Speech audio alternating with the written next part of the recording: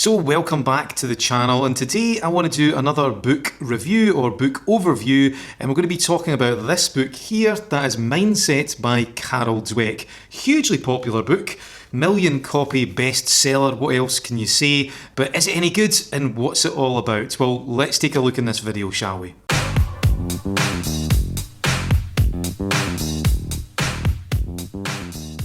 Hi, I'm Stephen Burns from Mind School, and today I want to talk about this book here, that is Mindset, Changing the Way That You Think to Fulfill Your Potential by Carol Dweck. So before we kick off with this, if you're new to the channel, if you could consider subscribing, that would be absolutely fantastic. Also, if you could hit that notification bell, that way you'll get notified anytime we upload a video here at Mind School. So let's kick off, shall we? Mindset, what is this book all about? Well, the basic idea or the general premise of this book is that there's two different types of mindset that we can have as human beings. We can either have a fixed mindset or a growth mindset. So a fixed mindset is where you believe that your abilities, your skills, your knowledge, your intelligence, your personality are all fixed, they're all rigid, they can't be changed, they're all static. That basically we are given a certain amount of these qualities at birth, and that's it. We have to just basically make do and do the very best we can with them. Whereas a growth mindset is where you believe kind of like the opposite. It's where you believe that all of those things that I just mentioned are all up for grabs. They're all moving pictures. They're things that can be improved, developed, tweaked and evolved over time, of course, through good coaching and through good teaching. And one of the pieces of research it talks about in the book is to do with talented youngsters, the difficulty in predicting whether someone is going to be a success as an adult. But actually often showing early promise or early talent isn't the best indicator of this. That there's so many people that show amazing amounts of talent, as teenagers or early on in life, but then eventually amount to very, very little. And also the opposite can happen. A lot of people don't really show much early on in life. They're not setting the world alight, but they end up actually turning what they do into something really amazing. They end up being real successes in their field in a particular discipline. And there's lots of reasons why people can not, turn their talents into something really good. Burnout, just losing interest, many, many different factors. But Carol Dweck ultimately puts it down to having a fixed or a growth mindset. The talented youngsters that had a fixed mindset, what happened with them was whenever they reached some sort of challenge or some sort of plateau in their learning, because they believed that they only had a fixed amount of intelligence, talent and ability, they just kind of gave up, or they struggled. They didn't know how to take themselves beyond that plateau. Whereas those with a growth mindset, they just kept going because they just believed that reaching a plateau, reaching a limit was only just part of the journey, and by getting good coaching or getting good teaching, then they could improve, they could develop. To give you a great example of this, there's a famous English footballer called Frank Lampard, or soccer if you're not from Europe. Now, Frank Lampard was probably one of the best goal-scoring midfielders that England's produced for quite a number of years. He's now retired, he's in management. But I remember listening to a radio interview with Frank Lampard, and he said something that really, really hit home to me. He said that, throughout his career, as a youngster, but all the way up to the end of his career, he never really saw himself as the most talented footballers. Lots of people who were much better than him. He was good, but he wasn't the best in terms of talent. But what he believed was that he was an improver. He was a developer. And what he used to do was at the end of every season, he would sit down with his coach or his manager and his team, his family members, and he would take a real, genuine, honest look at his game, figure out the things that needed the improvement the most, and he would then methodically and relentlessly work on those areas because he believed he was this developer. Now, for me, this is very much embodying this idea that Dweck talks about in the book of, everything is up for grabs. It doesn't matter what ceiling you reach, there's always a place beyond that. And the way to get beyond that is to, first of all, believe that it is actually possible. So I think that really is the essence of this growth mindset. Now, for me, this idea, this general premise of the book, really, really, really powerful. It's worth reading the book just for that premise. I think a lot of issues, a lot of problems that we have as human beings come from actually believing that we have a fixed mindset. You see a lot of this in mental health at the moment. There seems to be this obsession with wanting to put people into boxes, sticking labels on people and implying that, they're experiencing some sort of debilitating disease that they can't get away from, something that is genetic, something that's to do with the way that their brain is wired. Now, of course, there are certain genetic predispositions that, lend us to having certain, psychological issues. But that's very different from, genetic determinism. It doesn't mean that we're going to be that way. It just means it's more likely, and we maybe have to work at it a little bit more. So I think this idea, really, really powerful. If I was to critique it a little bit, it is a wee bit reductive. When it comes to mindset, there's a lot more to it than just dividing it into two very crude and broad categories. But I do appreciate that, when you're presenting an idea to the world, you have to make it accessible. So I'm pretty sure that's what Carol Dweck is doing in the book. I'm sure that she knows there's a lot more to it.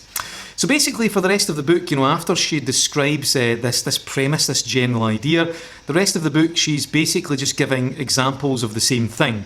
So she goes into fixed and growth mindset in sports, in relationships, in business and leadership, and also in parenting. And I think that's for me where it started to get a little bit repetitive, because she was just giving examples of the same thing in sort of different areas of her life. And also it was starting to feel a wee bit like a sales pitch. Nothing necessarily wrong with that, but I was already sold to the idea in the first chapter, so it was starting to feel quite repetitive. It was like I was being resold to time and time again, if there is such a thing as reselling. But I guess that was maybe just me. So one thing I did like later on in the book was the idea of a false growth mindset. So this is where people believe that they have a growth mindset, but they don't really. They're kind of like almost like kidding themselves on, because they think that's the way that they should be thinking. And I really, really like this idea, because I do think that what people say is often very different to who they actually are and how they live their lives. But actually, I think often a better indicator of who a person is their behaviour rather than what they say. Because we all wear social masks, myself included. We all kind of deceive ourselves in lots of different ways. We have a thing, like a kind of mask that we want to present to the world. So it's understandable why some people would think that they have a growth mindset when really their behaviours are suggesting something else. So a good way to do your own sort of self-assessment to see if you are fixed or growth is to actually pay attention more to your behaviours. How are you living your life? What are you doing? And how do you respond to challenge, struggle and adversity through your behaviours? So I really liked the idea. I thought it was a really, really useful distinction. So then the last thing she does in the book, which I thought was pretty cool, was she outlines this 4-step process, or like a journey to adopt more of a growth mindset, which I thought was pretty interesting. One critique was that she just kind of threw it in at the end. It was quite light on the how. I would have liked her to expand on this a little bit more, but maybe she talks about that in another book, or potentially on a training course or coaching or something like that. So basically the 4-step process was quite simple, but I think it was quite powerful. So the first step was awareness. So you first of all have to acknowledge and become aware that you do actually have a fixed mindset in certain contexts of your life. Because awareness is always the starting point. It's very difficult to change something that we're not really aware of. So once you become aware, once you acknowledge that you do slip into a fixed mindset from time to time, no matter who you are, you then move on to the second step, and this is when you become aware of your triggers. So this is when you have a think, what is it in my world that triggers off this fixed mindset, that pulls me into that place where I think that I can't develop, I can't move beyond these glass ceilings, beyond these plateaus. So maybe it's when you go after some of your more important goals. Maybe it's when you come up against a challenge or a struggle, or maybe it's with certain people. Perhaps it's in your career, it's with your boss, or maybe it's in relationships, maybe it's with your in-laws, or perhaps it's something else. Or what environments tend to trigger off that feeling and that response of just going into that fixed place, that rigid way of viewing the world. So then once you have figured out what your triggers are, you then move on to the third step, and this is when it gets a little bit weird, a little bit wacky, and that's when you actually give your fixed mindset persona a character or some kind of name. This is the bit I found a little bit weird, but I do understand why she recommends you do this.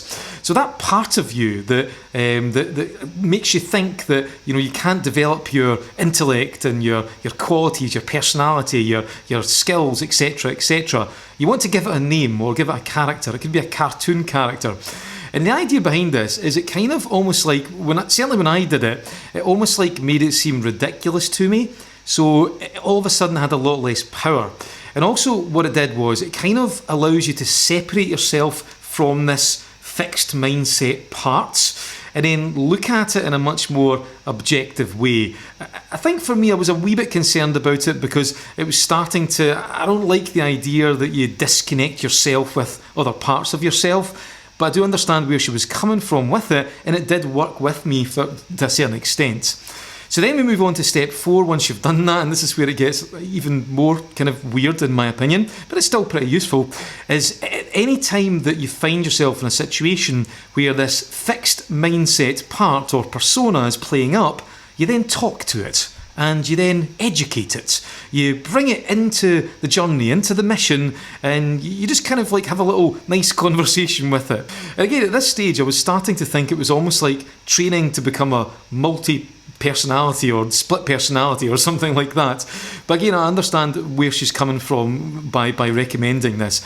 But basically what you want to do is, anytime you notice that you fall into this fixed mindset pattern, you want to talk to this persona, so maybe it's Daffy Duck or James Bond or something else, I don't know, and you want to say, okay, thank you for just making me aware of this. And, I understand where you're coming from, but hey, let's just give it a go anyway. Just come on the journey. I know you think I can't do this or I can't grow in this area, but let's just give it a go and see what happens. So it's kind of like you have this conversation with this other part of yourself. So that is pretty much it. That is Mindset by Carol Dweck. Hopefully you enjoyed this book review / overview. Well worth getting the book. I'll include a link to it in the description below.